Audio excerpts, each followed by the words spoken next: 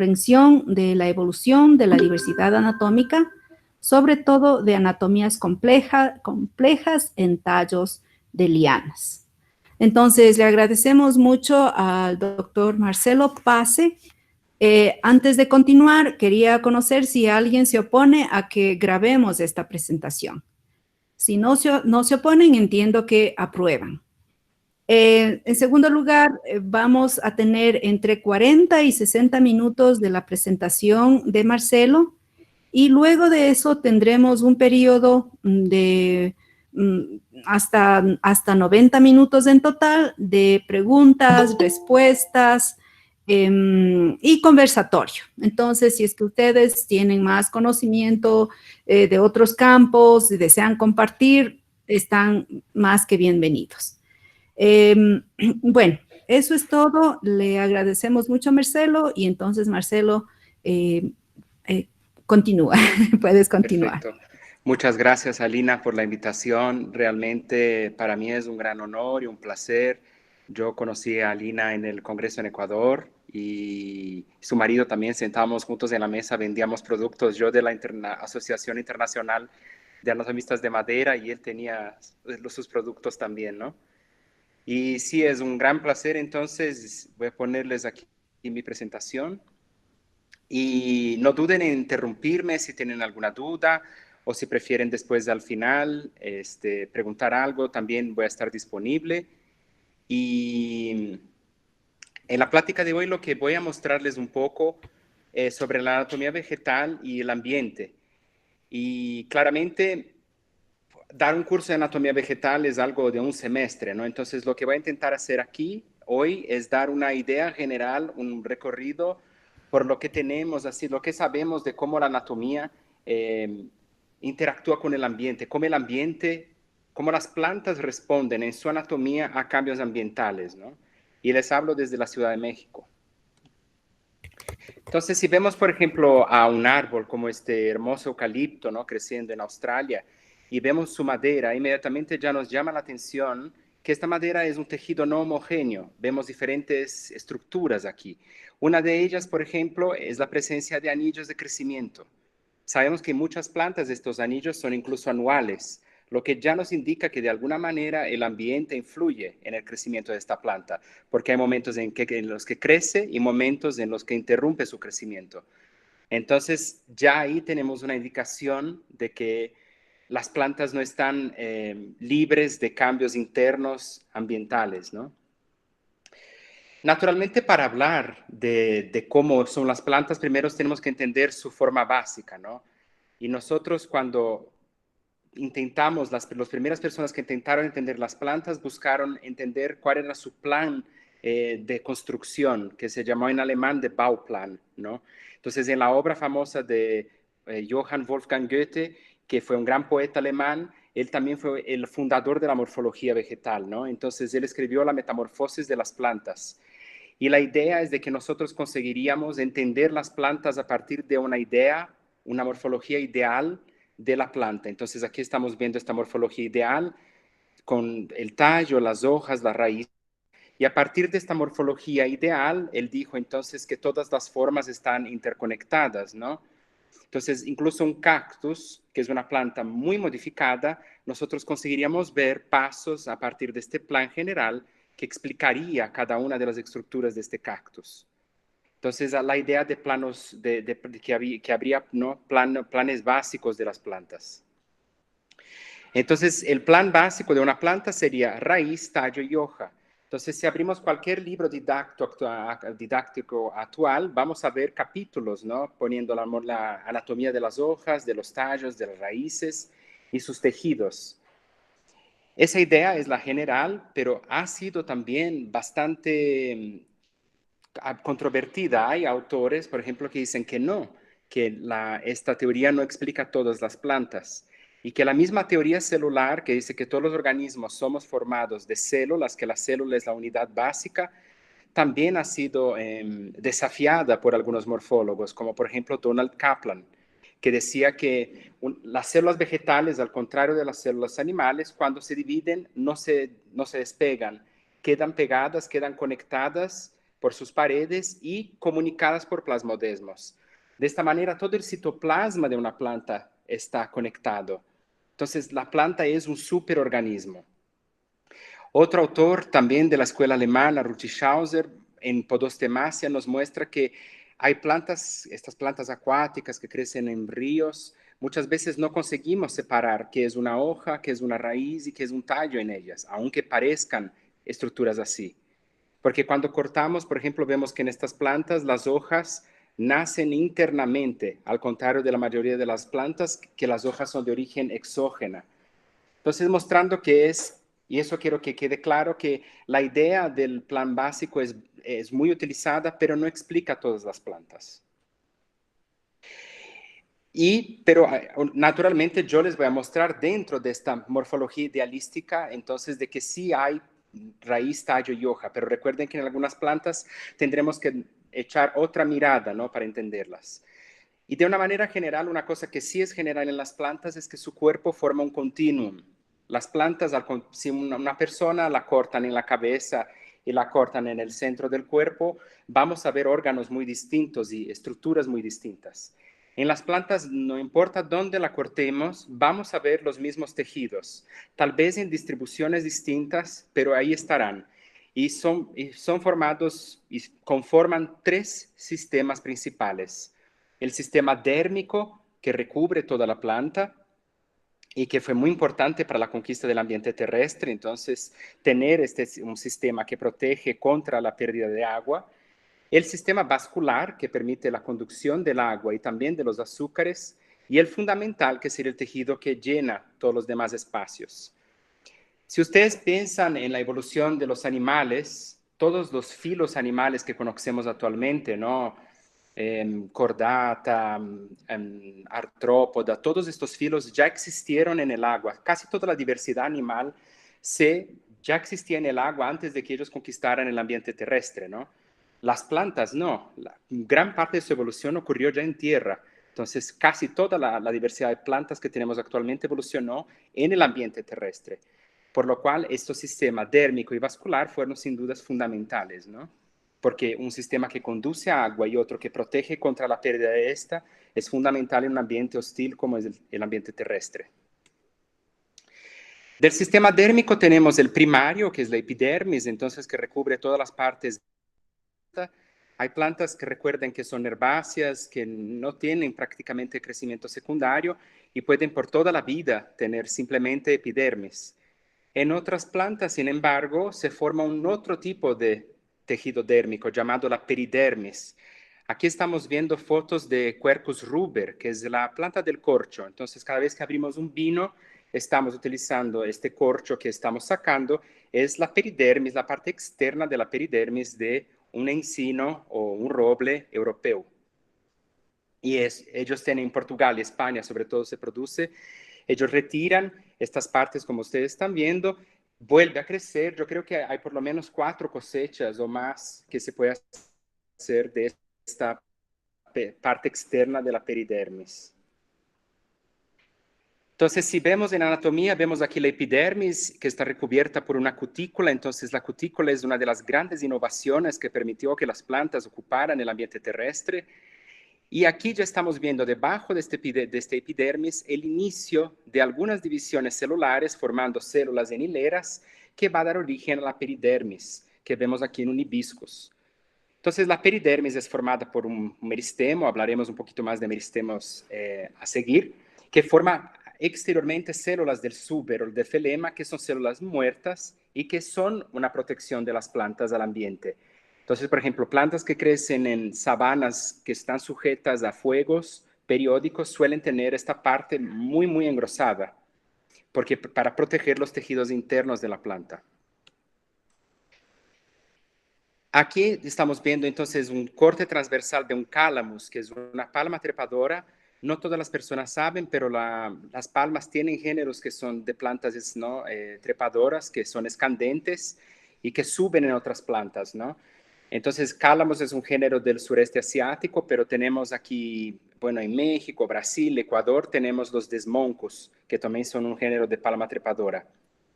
Y Y en realidad Cálamos es el género más abundante de palmas, entonces dentro de la familia es el género con más especies. Y aquí lo que vemos que es típico de las monocotiledóneas es un gran número de haces vasculares. Aquí en un acercamiento vemos qué es un hace vascular, ¿no? Entonces aquí un gran elemento de vaso que son las células del xilema que van a conducir agua y aquí los elementos de tubo criboso que son las células que van a conducir los azúcares. De manera general, entonces, podemos decir que el sistema vascular está formado de dos tejidos principales, el floema, responsable por la conducción de los azúcares, pero hoy sabemos también que el floema transmite y transporta moléculas sinalizadoras como RNAs mensajeros por toda la planta, entonces es muy importante una vía de también comunicación dentro de la planta. Y el xilema que conduce agua. Y este mecanismo del sistema vascular de las plantas, bueno, sistema vascular no es exclusivo de plantas, ¿no? Nosotros tenemos un sistema vascular, pero nuestro sistema vascular depende de una bomba, que es el corazón, y las plantas no tienen una bomba. Entonces, el sistema de las plantas es mucho más económico que el nuestro, porque simplemente por transpiración jala toda la columna de agua y sale el agua por transpiración y el agua sube a partir de las raíces, por un mecanismo entonces sin necesidad de gasto energético. Ya el floema no, el floema sí tiene gasto energético porque trae todos los azúcares producidos en las hojas, ¿no? Las partes que contienen cloroplastos y distribuyen a todas las células del cuerpo. Muchas plantas, como yo comenté, ¿no? Entonces, si pensamos en los helechos, si pensamos en las licófitas, y las monocotiledóneas solo tienen crecimiento primario. Entonces, vamos a ver un sistema con haces vasculares, ¿no? Pero un número enorme de plantas, que son las lignofitas, que incluyen las progimnospermas que ya están extinguidas, las gimnospermas y las angiospermas, no monocotiledóneas, tienen también un crecimiento secundario, que es la formación de madera. Entonces aquí vemos todo este tejido en uricinos comunes, ¿no? Una euforbiácea, a la producción de la madera.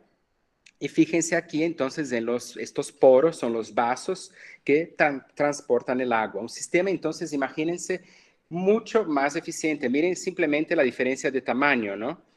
Aquí vean que más o menos estamos en la misma escala. Entonces aumenta mucho el tejido conductor de agua en estas plantas que tienen la capacidad de formar crecimiento secundario, lo que permitió que las plantas llegaran a tamaños muy, muy grandes.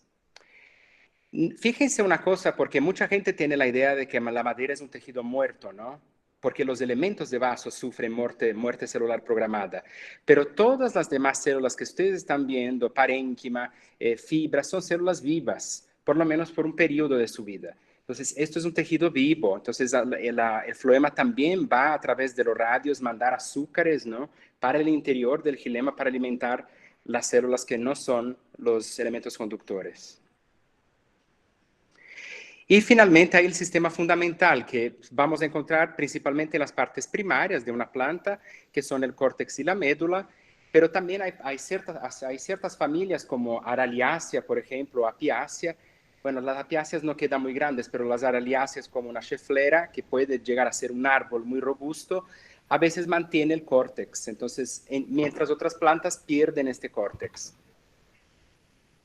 El sistema fundamental también está presente en todas las hojas, ¿no? Entonces aquí el mesófilo de una planta, que es la parte que no sé si se ve bien en esta imagen, pero que tiene varias bolitas, son los plastos, los cloroplastos, que entonces van a realizar la fotosíntesis. Y aquí ven los estomas por donde entra el aire, ¿no?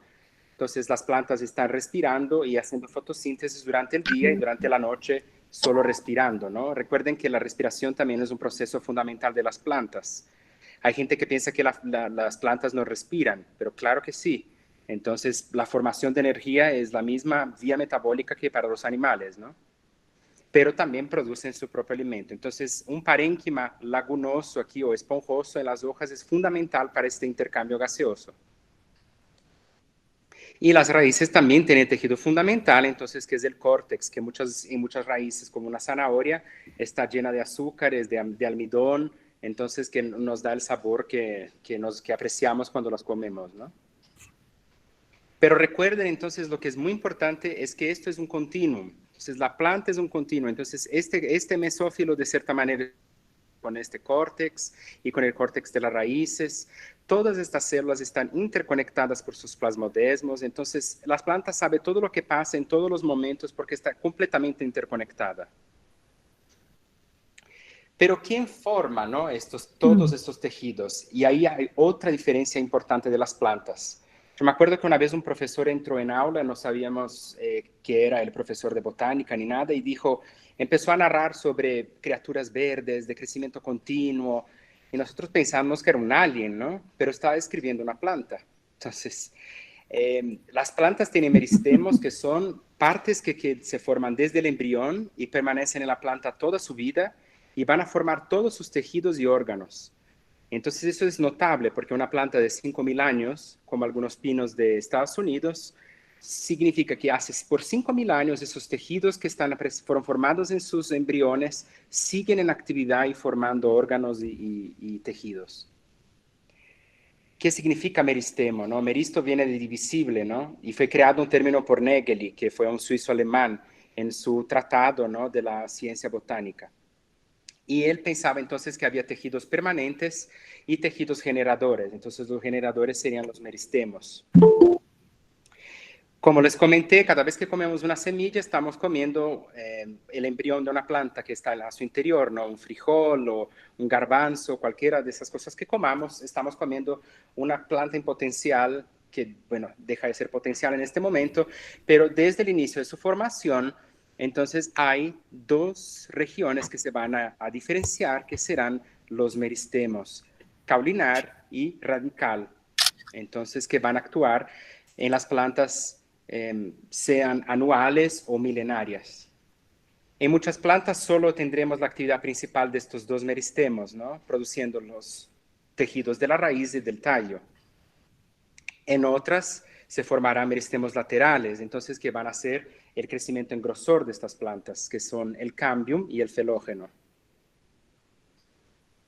Pero fíjense que también hay otros tipos de meristemos menos famosos, digamos, que no todos nos recordamos o damos en clase la explicación, pero por ejemplo, cómo crecen las gramíneas después que un herbívoro las come, ¿no? Entonces lo que ocurre es que el herbívoro viene aquí, una cabra, come, a veces su propia saliva ya se ha comprobado que estimula la formación de estos meristemos intercalares que van a permitir que esta hoja vuelva a crecer, lo que es increíble, ¿no? Imaginen, hay muchos, en animales es mucho más raro ese tipo de crecimiento, ¿no? De generación, ¿cómo se dice? Regeneración. Aquí en el maní o el cacahuate tenemos también otro ejemplo interesante. El maní o el cacahuate, ¿no?, depende en qué país están, tiene sus flores expuestas al exterior y son polinizadas por insectos, pero después de fecundadas las flores, un meristema intercalar se forma y enterra el propio fruto en la tierra. Entonces el maní o el cacahuate crece bajo tierra, pero primero estaba externo y después por un meristemo que se forma, va bajo tierra, y de ahí viene el nombre Arachis hipogea, ¿no?, bajo tierra. Y así se desarrolla entonces el cacahuate. Entonces, para que entiendan la importancia de los meristemos en las plantas, sean plantas anuales, plantas centenarias como esta ceiba en el cerrado brasileño, o milenarias como este pino, ¿no?, en los desiertos de Estados Unidos. Esta planta se estima que tiene 5.000 años. Entonces, ha visto todo de la historia que estudiamos, esta planta lo vivió. Y también no olvidemos que las flores también derivan de la formación de meristemos especializados, que nada más son que un meristemo vegetativo que se transforma, se amplía y empieza entonces a formar. Si es una planta, por ejemplo, como en el caso de las lamiáceas que tienen inflorescencias, van a formar un gran número de órganos, de flores, que van entonces finalmente resultar en estos órganos especializados. Pero también Goethe, que fue un genio, dijo alles ist Blatt, que significa todo es hoja, porque él se dio cuenta que una flor nada más es que una rama muy, muy comprimida. Entonces los sépalos, pétalos, estambres y estigmas son flores modificadas, ¿no? En diferentes plantas vamos siempre a ver lo mismo. Y otro meristemo que también es importante es el meristemo de abscisión. Entonces, en plantas que están sujetas a inviernos muy rigurosos, como en, bueno, regiones más extremas del hemisferio norte, como Canadá o norte de Europa, Rusia, o Patagonia, vamos a ver entonces que estas plantas retiran la clorofila en este momento del año, ¿no? La reabsorben y las hojas van a caer, ¿no? Y se forma entonces un meristemo de abscisión. Y eso es muy conocido para las plantas de ambientes templados, pero también está presente en plantas, disculpen, en plantas tropicales. Entonces aquí en Velociaceae, ¿no? Que es una planta típica también del Brasil central o del estado de Minas Gerais, vemos también que las hojas en parte caen, hay un tejido de abscisión, pero queda la vaina foliar en la planta y eso da una fuerza a esta planta y por aquí salen raíces que entonces están protegidas y consiguen acumular más agua en un ambiente donde hay un cierto estrés hídrico. Entonces, si pensamos, por ejemplo, cuando vemos esta foto de una planta creciendo en el desierto de Coahuila, en el norte de México, ¿no? Este desierto es marcado por la presencia de mucho yeso, entonces hay dunas enormes de yeso. Y el yeso nada más es que una sal. Entonces, un ambiente de grandísimo estrés hídrico, además del calor natural y el frío durante las noches de esta área, ¿no? Una planta no se puede esconder, una planta no puede entrar en su madriguera, o sea, no tienen cómo escapar, ¿no? O una planta de un manglar que está sujeta entonces a inundaciones periódicas, de agua salada, luego agua dulce. Entonces, ¿cómo hacen las plantas, ¿no? Para sobrevivir a este ambiente si no pueden moverse? Entonces, voy a mostrar algunas de las reacciones de plantas al ambiente, ¿no? Entonces, voy empezando por las hojas, que son los órganos más expuestos de la planta. Y recuerden que las hojas son súper variadas, ¿no? Entonces, y su tamaño nada tiene que ver, el tamaño de una hoja, con el tamaño del organismo. Entonces, aquí tenemos una secuoya y las hojas, y una secuoya brotando aquí. Vemos que sus hojas son tan chiquitas como las hojas de algunas acuáticas. Entonces, y también hay hojas como en algunas crasuláceas que son hojas suculentas, con filotaxia espiralada. Entonces, como estamos viendo aquí. Hay otras plantas como la Welwitschia mirabilis, que de los desiertos de Namibia, que nada más en toda la vida producen dos hojas, que son las dos hojas cotiledonares, de crecimiento indeterminado, van creciendo constantemente, entonces a partir de un meristemo, constantemente creciendo, entonces estas únicas dos hojas de esta planta. Y una infinidad de formas de hojas diferentes, como los catáfilos, los zarcillos, las plantas carnívoras, las espinas de las cactáceas son hojas. Cuando comemos una cebolla estamos comiendo hojas que almacenan nutrientes. También hay reproducción vegetativa por hojas. Quien tiene crasuláceas en casa ve que ellas producen yemas adventicias y producen plántulas en sus márgenes, ¿no? Y entonces las hojas son súper importantes. ¿Y las hojas qué son? ¿No? Las hojas son un apéndice del tallo. Entonces lo que estamos viendo aquí es como yo hice el corte en una región más basal donde la hoja está saliendo. Entonces vemos que la hoja está en parte conectada con el córtex del tallo.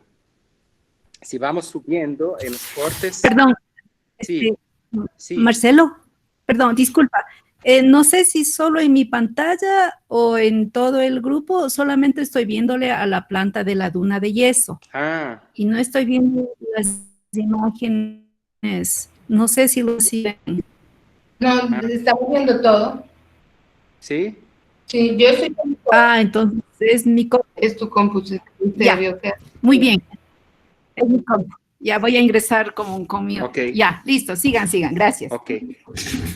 Entonces aquí estamos, lo que comentaba, ¿no? Que la hoja es un apéndice del tallo. Entonces aquí vemos subiendo ahora en un otro nivel que la hoja entonces finalmente se va a despegar del tallo y aquí entendemos perfectamente que el mesófilo de la hoja es una extensión del córtex del tallo. Aquí con la hoja ya casi completamente, ¿no? Despegada del tallo, vemos entonces esta estructura. Entonces vemos aquí que parte del sistema vascular, que ¿no? viene del tallo para la hoja, y aquí finalmente vemos la hoja madura, con su sistema vascular, su sistema fundamental y sistema dérmico. Si tienen cualquier duda, pueden preguntar o entonces hasta el final como prefieran, ¿sí? Entonces les voy a hablar de algunos mecanismos de defensa contra herbívoros. Uno de ellos, por ejemplo, los tricomas urticantes, ¿no? De la familia Urticácea, por ejemplo. Entonces, aquí tenemos, por ejemplo, una foto, ¿no? Un acercamiento muy grande de esta hoja y vemos qué increíbles son estos tricomas llenos de líquidos muy urticantes que cuando cualquier animal toque van a emitir entonces este veneno. Las cactáceas también, que son, bueno, plantas muy especiales aquí en una peresquia, ¿no? Mostrando que las areolas, que son una sinapomorfía de las cactáceas, con la formación de muchas estructuras a partir de un único meristemo, ¿no? Y aquí las espinas, que nada más son que Gibson nos mostró entonces, ¿no? En los 60, que son hojas modificadas y también autores anteriores. En las nepentes, ¿no? Que son plantas carnívoras, trepadoras, ellas pueden subir con esta parte de la hoja. Entonces, ese es un peciolo aplanado y ese es el limbo modificado de la hoja como una hoja colectora, ¿no? de insectos. Y si vemos al interior de esta planta, vemos glándulas, que son glándulas digestivas. Cuando cae un insecto dentro de su urna, estas glándulas van a producir sustancias que van a digerir estos insectos. En general son claramente lo que atrapan. También hay mecanismos de resistencia contra la desecación. Entonces, un clásico son las hojas de pino, ¿no? Entonces, aquí un corte transversal de una hoja de pino. Vemos aquí el sistema dérmico, el sistema fundamental y el sistema vascular de esta planta. Vemos aquí dos canales resiníferos, entonces sabemos que los pinos producen mucha resina. Y aquí vemos unas células raras con unas punteaduras, ¿no? Areoladas. ¿Y qué son estas células? Son traqueidas de transfusión. Entonces, las hojas de pino pueden transportar agua, pueden absorber agua a partir de sus hojas y transferir al sistema vascular, lo que es bastante increíble. Y también están presentes esas traqueidas de transfusión en las hojas de cicas. Y también se encontró en hojas de Velociaceae. Entonces, parece que es un mecanismo que muchas veces producen plantas que están sujetas a estrés hídrico. Otro mecanismo, y aquí vamos a ver varios ejemplos de plantas distintas, es esconder sus estomas. Sabemos que para la planta las estomas no pueden permitirse no abrir, porque si las estomas no abren no hay conducción hídrica, porque la conducción de agua de las plantas depende de que haya transpiración. Y también tienen que hacer fotosíntesis, por lo cual necesitan de dióxido de carbono y también necesitan respiración. Entonces, las estomas tienen que abrir sí o sí, pero cada vez que abren pierden a veces una cantidad no deseada de agua que sobrepasa su necesidad transpiratoria de conducción de agua. Entonces es común que estas plantas, por ejemplo, tengan estrategias como la producción de criptas aquí en un Erium oleander, ¿no? Sus estomas quedan aquí. Uy, ¿qué hice? Ok. Aquí sus estomas quedan al interior de la cripta. Deja ver si tengo. No. Entonces aquí pueden ver que en algunos puntos están los estomas y ahí entonces con un gran número de tricomas que hacen como un microambiente y este microambiente es más húmedo, entonces si es más húmedo, menos agua sale, porque el agua sale por difusión. Y también noten la presencia de una hipodermis que también está llena de agua, entonces antes del parénquima empalizada. Entonces esta acumulación de agua es importante también en una planta que está sujeta a estrés hídrico. Otra estrategia interesante es la formación de hojas más compactas en plantas geromórficas. Entonces, aquí en esta hoja de Sapium vemos un mesófilo isobilateral con formación de parénquima empalizada en ambas caras. ¿Y eso qué hace? Hace con que la hoja esté más compacta, más eficiente en la producción de fotosíntesis y también acumulación de agua. Y aquí un ejemplo incluso más extremo. Entonces, en el Phormium tenax, esta familia que no voy a saber pronunciar su nombre en español, pero entonces que contiene una cantidad de grandes células de parénquima acuífero. Entonces, acumula agua dentro de su propio sistema. Y como es una monocotiledónea, vemos los haces vasculares de manera paralela también en un corte, ¿no? Aquí en la Velociaceae, entonces, tenemos no solo este mesófilo, ¿no? sin bilateralidad, pero también tenemos las células que almacenan agua y tenemos los estomas dentro de criptas. Entonces aquí vemos a ver dónde están los estomas y protegidos. Y cuando falta agua, esta planta cierra estas criptas. Entonces, cuando pierde turgidez, puede cerrar y impedir completamente la pérdida de agua. Aquí otro ejemplo, entonces, son muy bonitos los pepalanthus, ¿no? Las eriocauláceas. También tienen grandes partes de sus hojas con tejidos de reserva. Entonces, aquí un colénquima y aquí un parénquima llenos de agua, ¿no? Y sus haces vasculares. Y una epidermis lignificada. Entonces, aquí la pérdida de agua es mínima, porque está lignificada la pared de estas células, ¿no? Y la lignina es muy hidrofóbica. En Lignófora vemos otra situación parecida. Entonces, aquí los tricomas en la cara adaxial, la cara de arriba de la hoja, son tan entremezclados que forman una barrera enorme a la pérdida de agua. Sus estomas están escondidos aquí, dentro también de tricomas en forma de T, que van a crear este microclima, este ambiente, entonces, que va a ser más húmedo, impidiendo el exceso de la transpiración. Vean aquí los estomas bien escondidos al interior de estas plantas. Entonces vean que pueden algunas formar criptas, otras van a formar un número mayor de tricomas. Entonces hay mecanismos interesantes en las plantas. Fíjense que no todas las hojas son aplanadas, ¿no? Hay plantas que tienen hojas cilíndricas, como muchas iridáceas. Entonces, en esas iridáceas, esto es una hoja, aunque no parezca, ¿no? Entonces, y esta hoja, también esta planta crece en un ambiente con estrés hídrico, y noten aquí la presencia también de criptas. Entonces, estas criptas están aquí, y si le damos un acercamiento, vemos que aquí están los estomas, y hay unas células epidérmicas especializadas llamadas células papilosas que van igualmente a formar este microclima, ¿no? Que favorece entonces a formar un microambiente. Y naturalmente siempre observen que hay una cutícula bastante espesa en estas plantas de ambientes áridos. Pero significa que solo plantas creciendo en ambientes del semiárido, árido o con estaciones secas muy fuertes tienen diferencias? No. Las plantas, como les comenté, no pueden salir corriendo si hay un fuego, no pueden esconderse, abanicarse, no pueden hacer nada de estas cosas, ¿no? Un elefante puede mover más sus orejas y pierde calor. Las plantas no tienen estos mecanismos. Entonces, ellas cambian fenotípicamente más que los animales, tienen una plasticidad fenotípica mucho más grande. Entonces, aquí es en dos hojas de una misma planta, de un roble europeo, tenemos la formación de las hojas que crecen en la sombra y de las hojas que crecen en el sol. ¿Y por qué se ven tan diferentes, no? La planta en el sol tiene una actividad metabólica mucho más alta, entonces necesita más cambio gaseoso y cambia. Entonces, estos pequeños cambios ambientales pueden conllevar a un gran cambio en la morfología de las plantas y también su anatomía. Y también hay toda una línea de investigación de gente que estudia efectos de las contaminaciones, ¿no?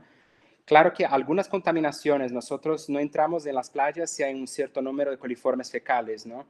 Pero recuerden que eso para las plantas sería abono. Entonces, algunos deyectos para las plantas acaban promoviendo un supercrecimiento de ellas. Otros, obviamente, son tóxicos. Entonces, vimos plantas de ambientes muy secos. ¿Y qué ocurre en el extremo opuesto? Plantas de áreas inundadas. Esa es una foto del Pantanal Sur Mato Grossense, ¿no? Que toma toda una parte del estado de Mato Grosso do Sul y Mato Grosso en Brasil, y también que partes de Paraguay en el Chaco y Bolivia, ¿no? Entonces, estas áreas tienen una inundación periódica, es un área muy rica en especies de pájaros, baja diversidad vegetal en general porque es un ambiente muy estresante. Entonces, sorprendentemente, a pesar de parecer muy rico, son especies que tienen que ser resistentes a tener una estación súper seca donde incluso hay fuegos y una estación de grandes inundaciones. Y bueno, quien tenga la posibilidad de visitar estas áreas después de toda la pandemia, van a encontrarse un ambiente increíble lleno de cocodrilos, anacondas y muchos pájaros. Y bueno, las plantas que crecen en este ambiente, ¿qué tal, no? ¿Cómo son? Generalmente estas plantas, como la linfoides que vieron en la foto, desarrollan un parénquima, una erénquima, un parénquima que permite entrada de aire, que forma grandes cámaras de aire. Entonces, las plantas necesitan hacer cambios gaseosos para su respiración y para la fotosíntesis. Bajo el agua hay mucho menos oxígeno que fuera del agua. fuera del agua. Entonces, estas plantas crean como un atrio dentro de ellas, que el aire puede venir de las partes aéreas y entrar hasta las raíces. Obviamente, esta planta queda biomecánicamente más frágil. Entonces, en general, vamos a ver la formación de esas esclereidas, que son células en forma de estrellas, que van como que dar sostén a este tejido, ¿no? Entonces aquí miren los atrios formados por estas células y las esclereidas que están. Bueno, todos nosotros ya hemos comido esclereidas. Cuando ustedes comen una pera y sienten esta arenita, son estas células tal cual están viendo. Aquí en la Leticia, ¿no? En la Amazonía colombiana, la Victoria amazónica, Victoria regia, entonces también es una planta, bueno, que de estas flotantes que ha llegado a un tamaño enorme, y su interior también hay grandes cámaras de aire con estas esclereidas. Y una cosa curiosa, ya les mostré la foto de ninfoides, ¿no? Entonces aquí está la ninfoides que ustedes vieron anteriormente, eso durante el periodo inundado. Pero como les comenté, en el Pantanal hay un periodo inundado y un periodo donde las aguas se van completamente. Aquí es cuando ya está el agua yéndose y la planta empieza a estar en ambiente seco. Miren, las mismas hojas van cambiando mucho su estructura, las nuevas hojas formadas, ¿no? Las antiguas mueren y las nuevas formadas ya tienen otra morfología. Y en el periodo seco son como hojas prácticamente normales. Entonces no hay ya la formación de todo ese tejido lleno de aire. Este es el peciolo de la ninfoides durante el periodo de lluvias y el peciolo de la ninfoides durante el otro periodo. Entonces el aerénquima disminuye mucho. Aquí conseguimos ver mejor las esclereidas, ¿no? Y bueno, les mostré un poco entonces de qué cambios hay en las hojas, ¿no? Y esto que están viendo, piensen ahí cada uno para ustedes mismos, o si quieren pueden hablar naturalmente. Esto es un tallo, es una hoja, cuando vemos un ruscus, ¿no? Es una asparagácea. Y entonces yo les comenté al inicio de la plática que no es simple dividir las plantas. Nosotros hemos querido, por la morfología idealística, dividir la planta así, pero muchas veces no es tan simple. Entonces, por la teoría idealista, las hojas nunca tendrían yemas. Entonces, esto no es una hoja, esto es un tallo, pero es un tallo en forma de hoja. Entonces, llamamos de filocladios. Entonces, vemos aquí que se forman flores y frutos. En corte transversal vemos una estructura también más parecida con el tallo, confirmando entonces nuestras expectativas, ¿no? No vemos una estructura bilateral, vemos una estructura bien típica de tallo con haces vasculares formando aquí el eustele, ¿no? Y aquí detalles de las flores de esta monocotiledónea muy bonita. Entonces aquí los haces vasculares con xilema y floema, ¿no? Aquí el córtex y la epidermis. Y muchos casos son así, son un caso típico de, ¿no? de tener estructuras con estas características, que son tallos que se especializaron en la fotosíntesis, pero en la mayoría de las veces sí conseguimos ver que es una distribución de haces vasculares típicas de tallos y no de hojas. Y aquí hablamos mucho del cuerpo primario, ¿no? Pero el cuerpo secundario entonces no sufre alteraciones con su ambiente, ¿no? Entonces aquí las secuoyas en California. Entonces ustedes saben que sí, que la respuesta es que el cuerpo secundario también tiene una respuesta al ambiente. Y por ejemplo, la dendrocronología es una ciencia que estudia cómo el ambiente, la madera marca cambios ambientales. Entonces este árbol nació en 1527, no sabemos, aquí no nos mostraron cuándo fue cortado, entonces cuándo murió, pero por el grosor de los anillos, por una serie de características, sabemos, por ejemplo, que aquí en el siglo XVI hubo una super sequía, porque el anillo de crecimiento es mucho más chico. Por anillos de crecimiento conseguimos ver la niña, el niño, donde hubo más lluvias o más sequías. Entonces, todo queda marcado en el árbol. Entonces, eso es una ciencia realmente muy interesante. Y actualmente ya no es necesario cortar toda, ¿no? un tronco, todo el disco de la planta. Se puede con un taladro sacar como si fuera, ¿no? Solo una parte y estudiar los anillos a partir de ahí. Y como sabes el día del presente que la planta tiene anillos anuales, puedes volver y saber todo. Y fue así que estimaron que aquel árbol que les mostré anteriormente de pino en Estados Unidos tiene 5.000 años. Entonces aquí un detalle de los anillos, ¿no? Anuales de un abies, un abeto y un pino. Entonces aquí ven que estos anillos nada más son formados por una estación favorable donde las traqueidas son más amplias, ¿no? Más largas y más anchas y con paredes más finas, y una parte que el otoño, cuando el cambio empieza a parar su actividad, que forma traqueidas más achatadas y más engrosadas. Y las dos, cada dos, forma un año. Entonces, y el invierno para completamente, ¿no? Entonces aquí es un año. Entonces en esta foto de este abeto tenemos una planta de por lo menos 1, 2, 3, 4, tenemos 5 años representados aquí. Y estas pues, se rompieron aquí, ¿no? Porque probablemente era una madera que estaba en una giloteca, entonces ya estaba seca, y las células del epitelio del canal son más frágiles y se rompen, pero era un canal resinífero. Pero no solo las gimnospermas forman anillos anuales, ¿no? También las angiospermas. Entonces aquí en un roble, ¿no? En portugués se llaman uy, me olvidé cómo se llaman en portugués los robles. Ya me acordaré. Pero los robles también forman anillos anuales, entonces en la estación favorable forman vasos muy, muy anchos, y la parte, ¿no? Primavera-verano, y en el otoño empiezan a formar vasos muy, muy chiquitos. Pero ¿por qué eso necesario? ¿Por qué hay esas diferencias? ¿Es algo al azar? ¿O no? Hay una razón fisiológica. Durante la estación favorable, entonces hay más abundancia de agua, de condiciones. La planta se puede permitir, entonces, vasos muy anchos, conducción de mucha agua. Cuando empieza a haber las primeras heladas, las primeras noches muy frías, bajo cierta temperatura el agua tiene la tendencia de formar burbujas, porque la presión de que está subiendo el agua en la planta es negativa, porque está como si fuera, ¿no? Una pajita que estás jalando agua y se puede formar una burbuja. Y estas burbujas, si dentro de un sistema, de un vaso, se forma una burbuja, se forma un émbolo, y entonces se forma embolia y el agua ya no puede subir. Y los vasos más anchos son más susceptibles a la embolia.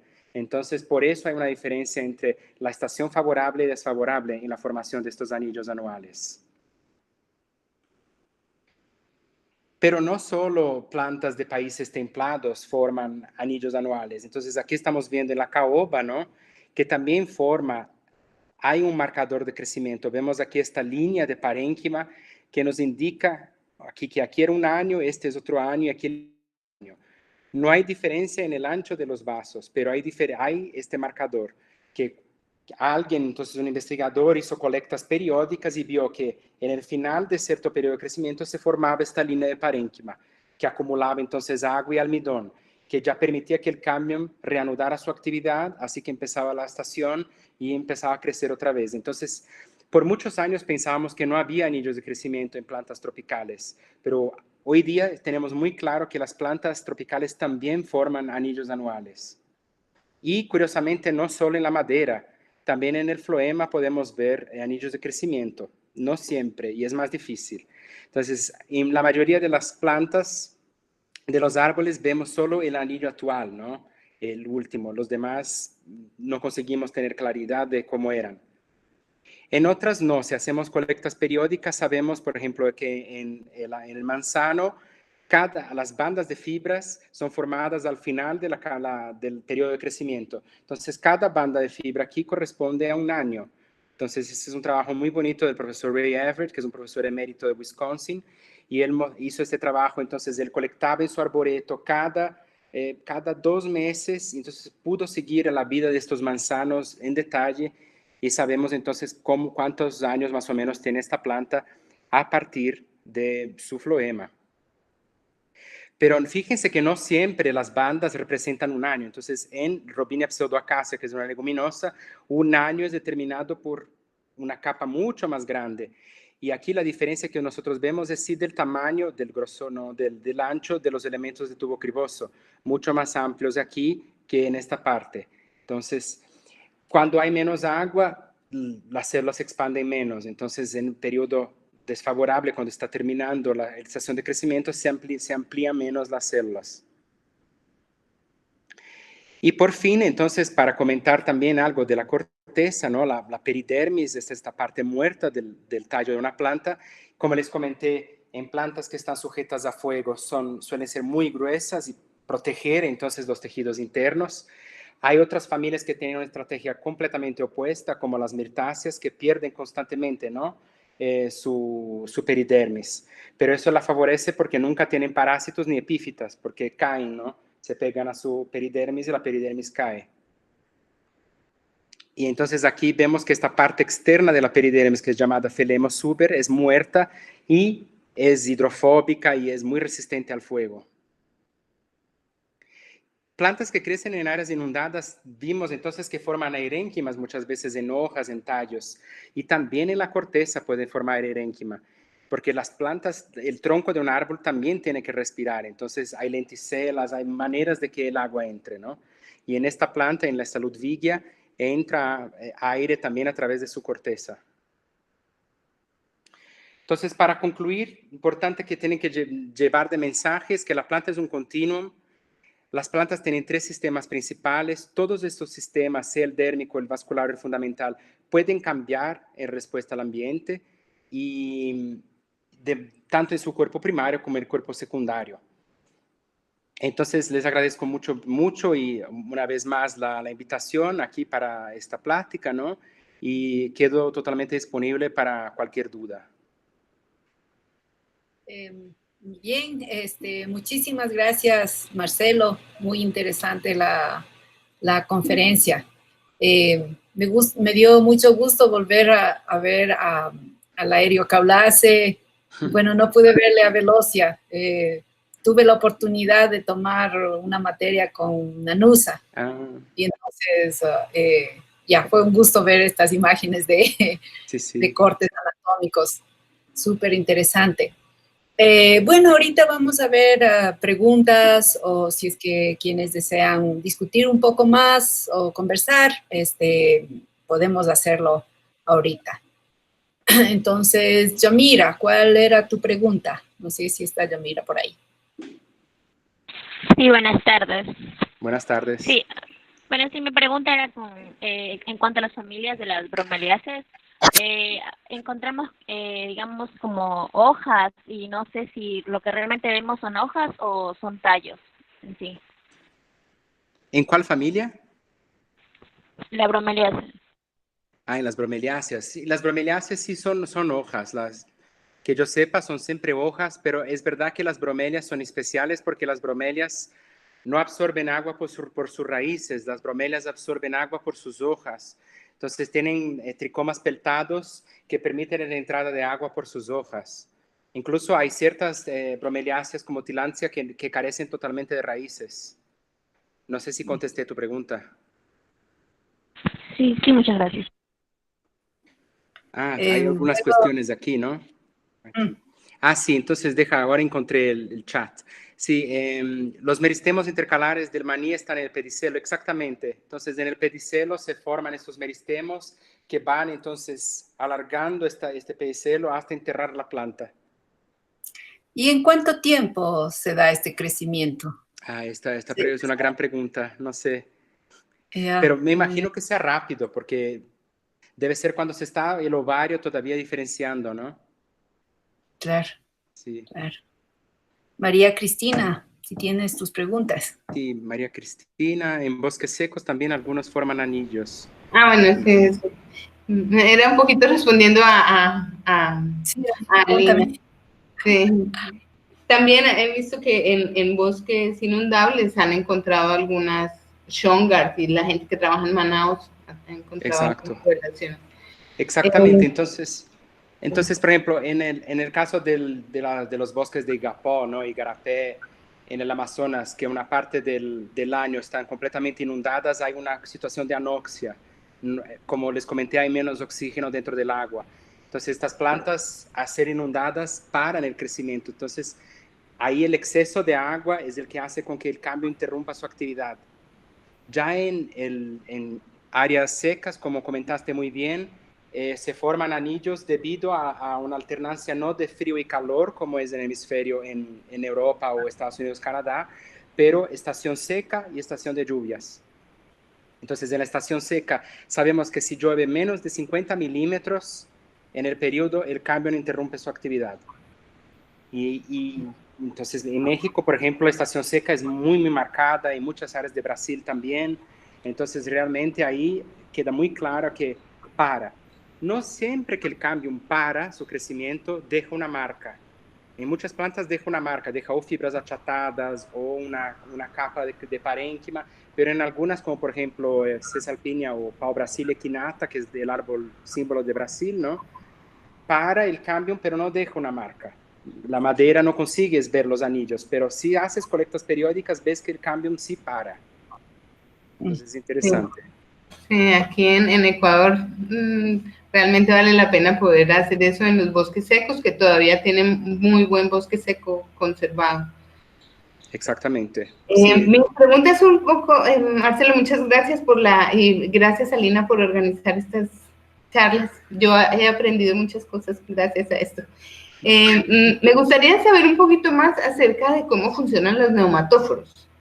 Sí, entonces también hay un problema similar, ¿no? Que es otra vez la anoxia. Entonces en los manglares, sobre todo Avicennia, ¿no? Que es actualmente una cantácea. Entonces un mecanismo que Avicennia parece haber desarrollado es la formación de estos tallos que salen, no son tallos, son raíces, partes de la raíz con crecimiento geopositivo positivo, ¿no? No, negativo, crece hacia arriba. Entonces, y forman estructuras con lenticelas muy conspicuas y que permiten la entrada del aire a partir de ahí. Y entonces también formando entonces como si fuera una erénquima para llevar oxígeno a las partes que están inundadas. Pero o sea, los neumatóforos tienen lenticelas y las lenticelas están formadas ¿de qué? Las lenticelas se forman de peridermis. Entonces, generalmente una lenticela es formada donde antes había un estoma y ahí forma una estructura un poco más como floja, ¿no? Un poco más con más espacios intercelulares y el aire penetra por estos espacios intercelulares. Y Marcelo, ¿hay estudios sobre la anatomía de árboles de los bosques nublados o de los Andes? Sí, hay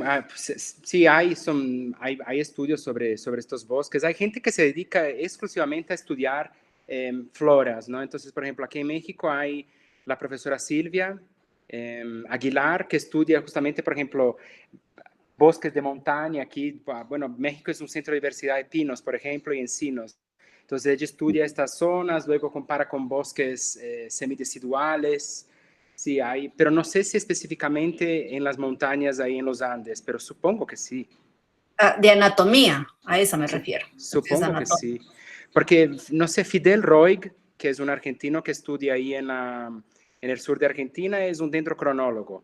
Él estudia cronología de árboles. Entonces, supongo que, no sé si es solo en la parte patagónica o también en la parte andina.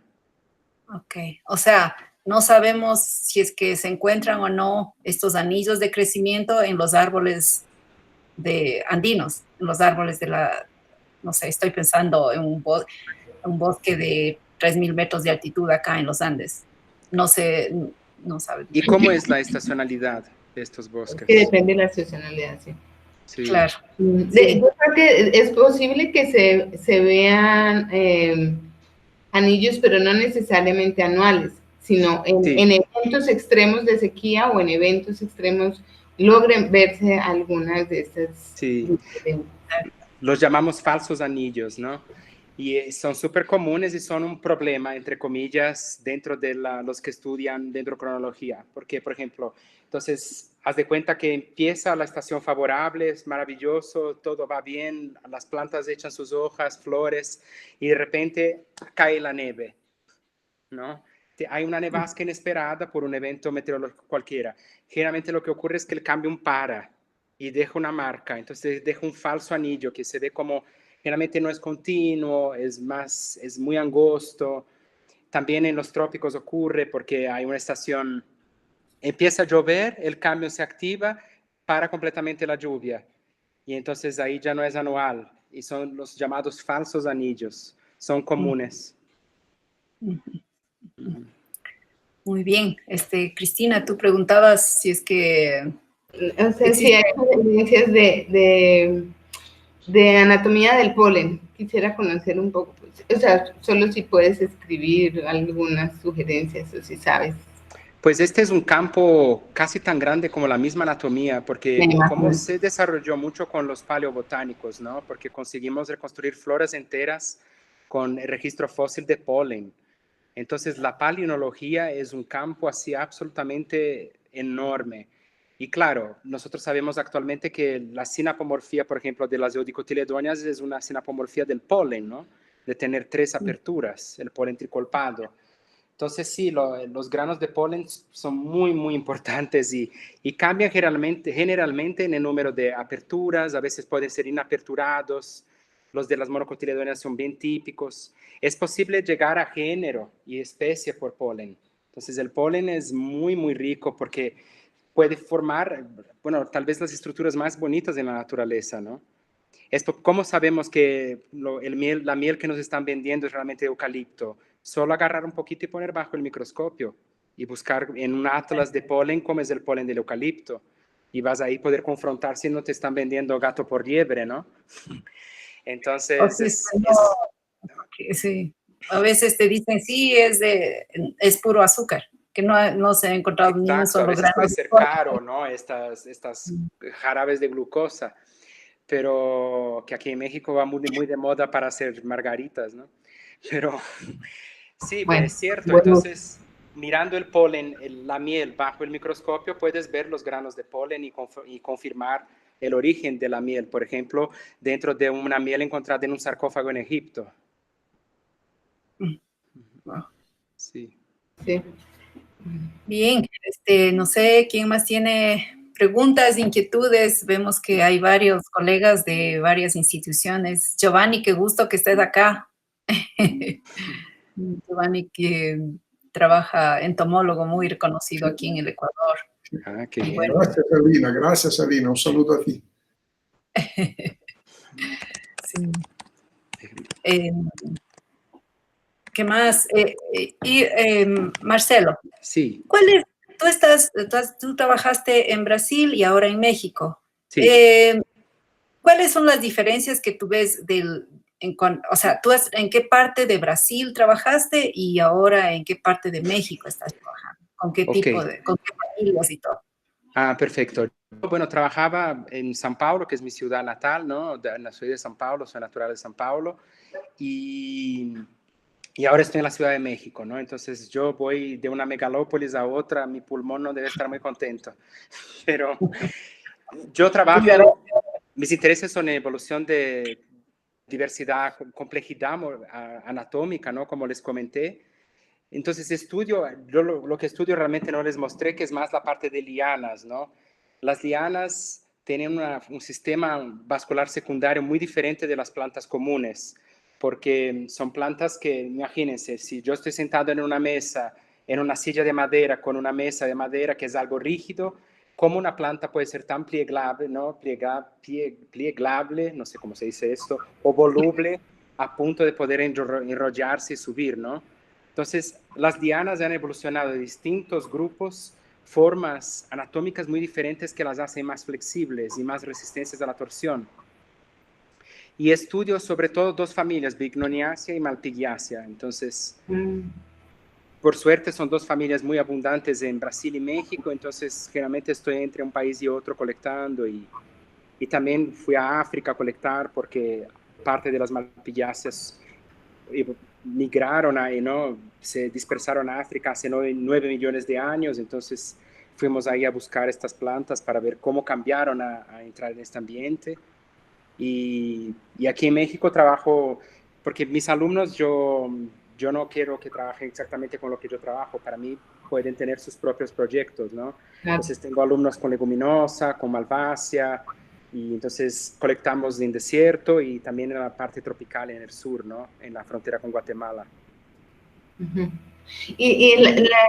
Perdón, en las, porque hace poco salió un artículo con lo de lianas, por lo que parece que con el cambio climático han aumentado en densidad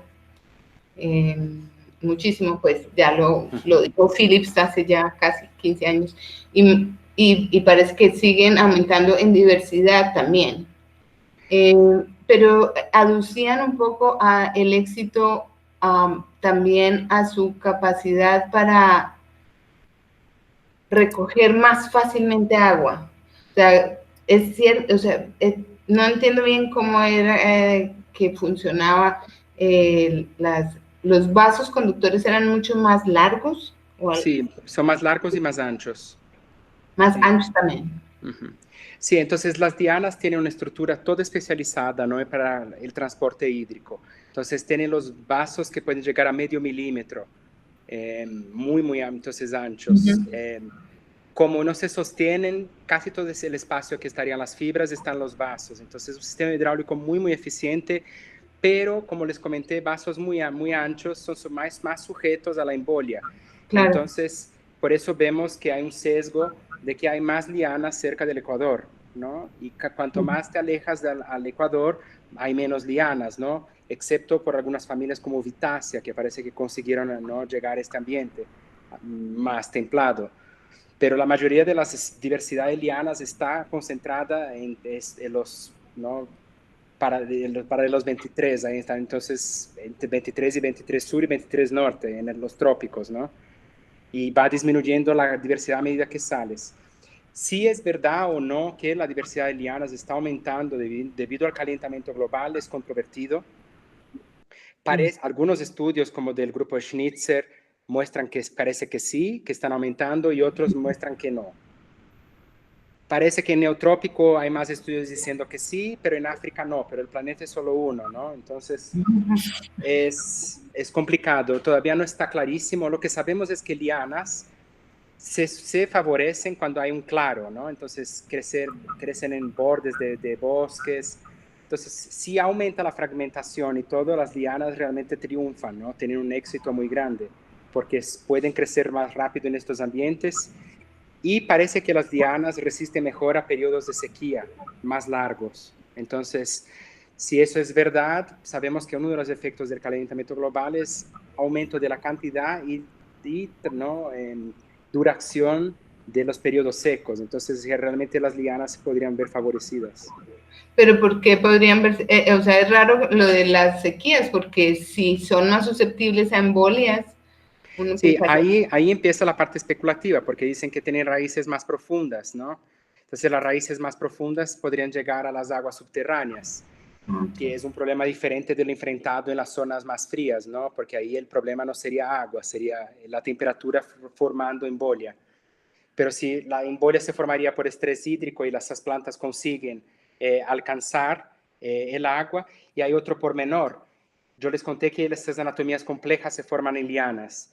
Generalmente lo que significa es que alrededor de los vasos se forma mucho más parénquima y se forma mucho floema dentro de la madera.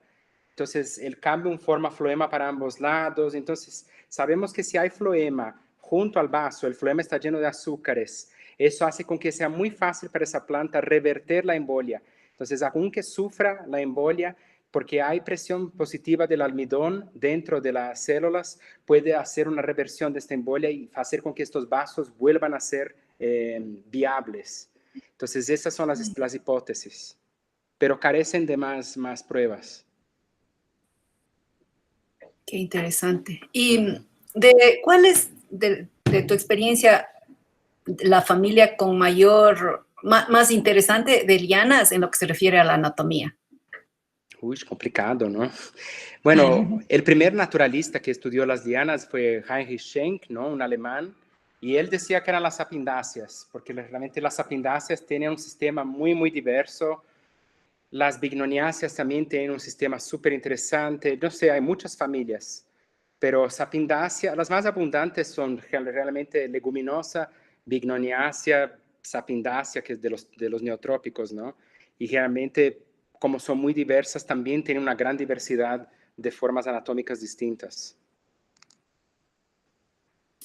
Y se ha visto, no sé si es que hay como una correlación en lo que se refiere a la anatomía de las lianas con, si es que en lo que se refiere a relaciones filogenéticas, si es que apoya o no apoya?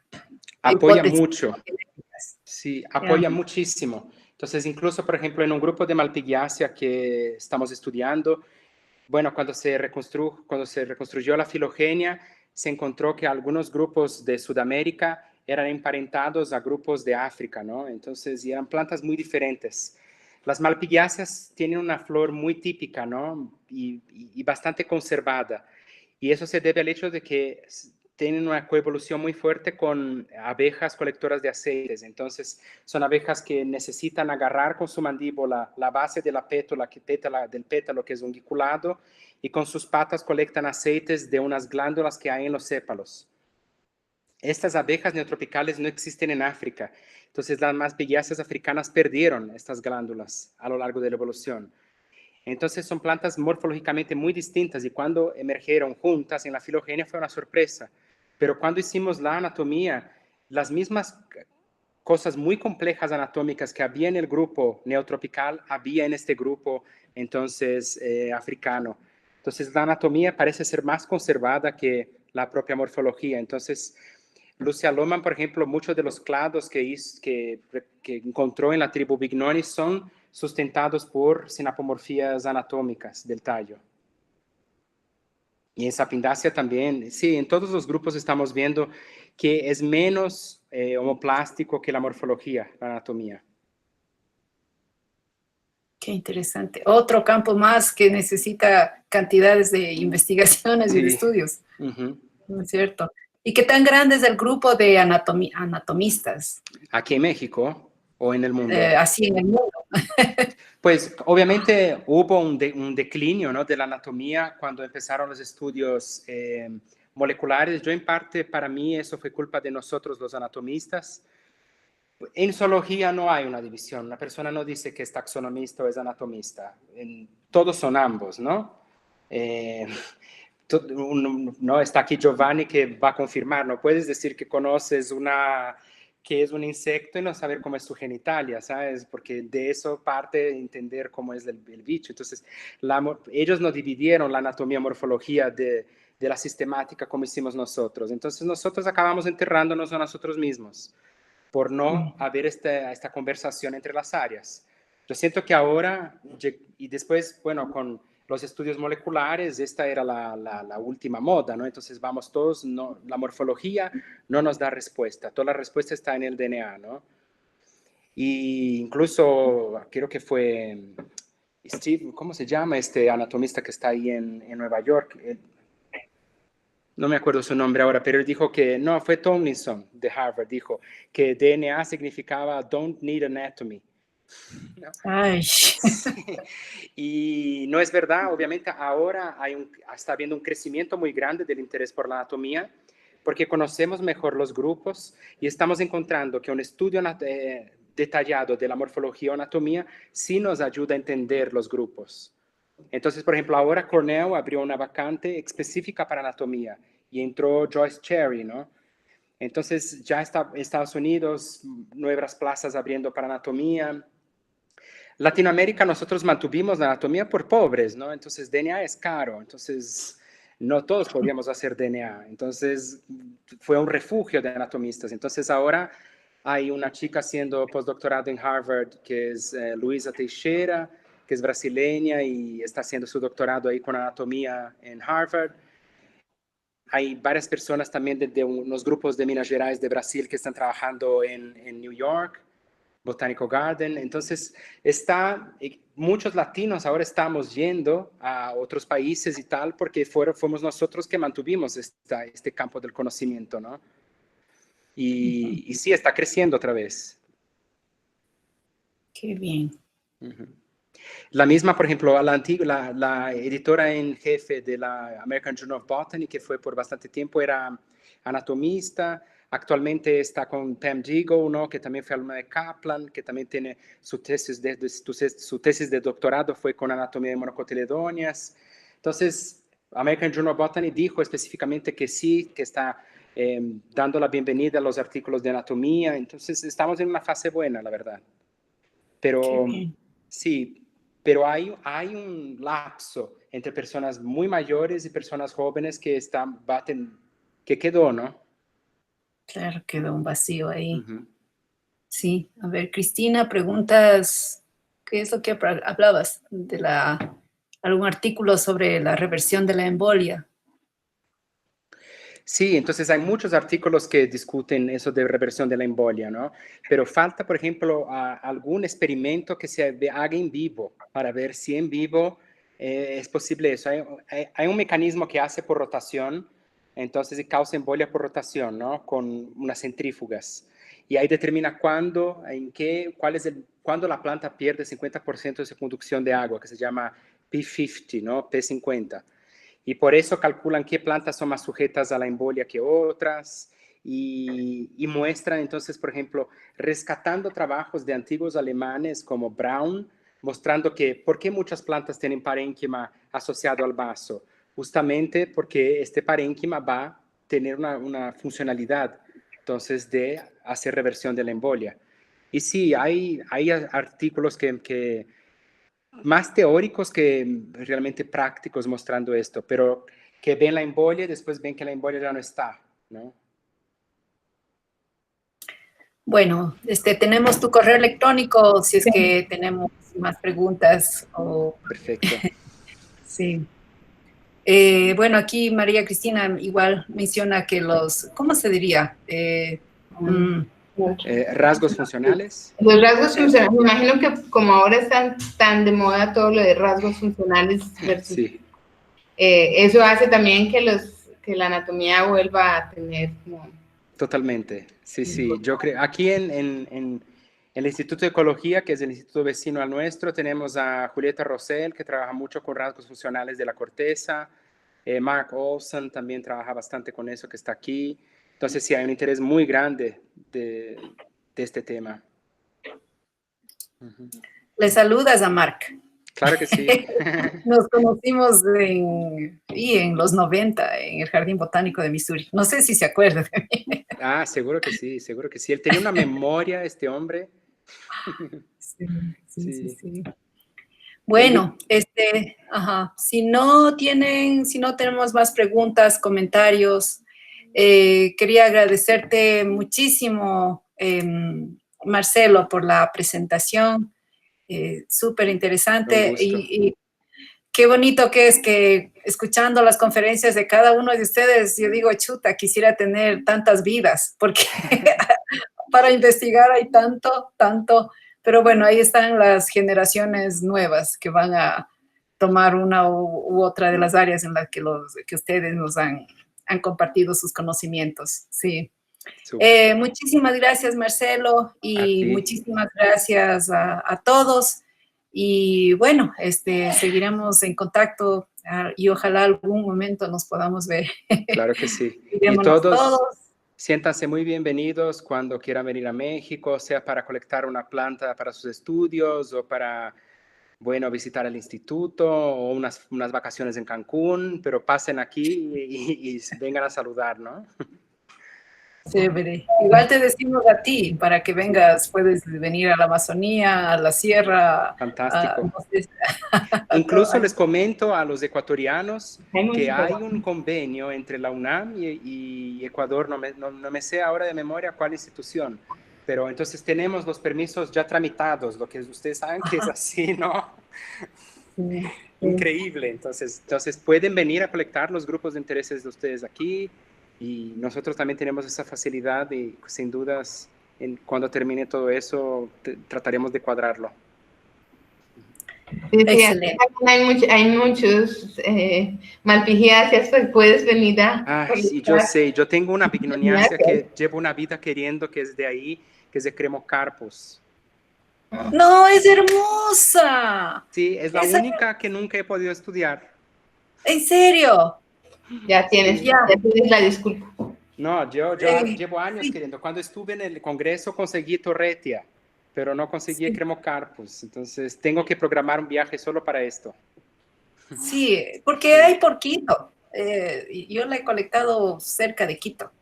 Exacto. Está por ahí, se está escondiendo por ahí. Bueno, hasta para que la próxima vez ya tienes una razón para venir. Excelente. Entonces, muchas gracias. Un abrazo con todos. Muchas gracias. nos vaya muy bien. Chao, Hasta chao. luego. Chao, chao. Hasta luego. Gracias, Alina. Y ya pues, gracias a ti. Chao, chao.